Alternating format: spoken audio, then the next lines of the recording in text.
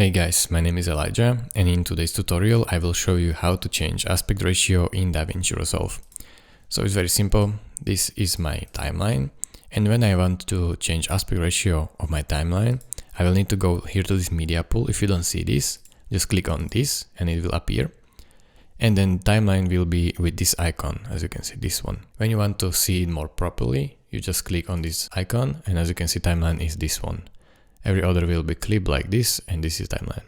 So right click on it, go on timelines, timeline settings, click on that, and here you can change it. Just uncheck this use project settings, and then as you can see, here you have timeline resolution, and here you can change it basically. So you can type in whatever you want right here. So when I want to change aspect ratio, now it's 16:9, and let's say I want it to be 1:1. So I do 1080x1080, and now as you can see it is square. So when I press OK, it will do square, and then I need to fit the video in this square, so I click on it and zoom it a little bit to cut the corners to fit it to square. Now another thing you can do is go here back, and you can change it to 9:16 for mobile.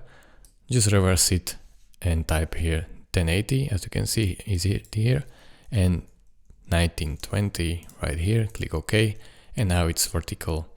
Just zoom in a little bit more on your clip, and now you can use it on your phone as well.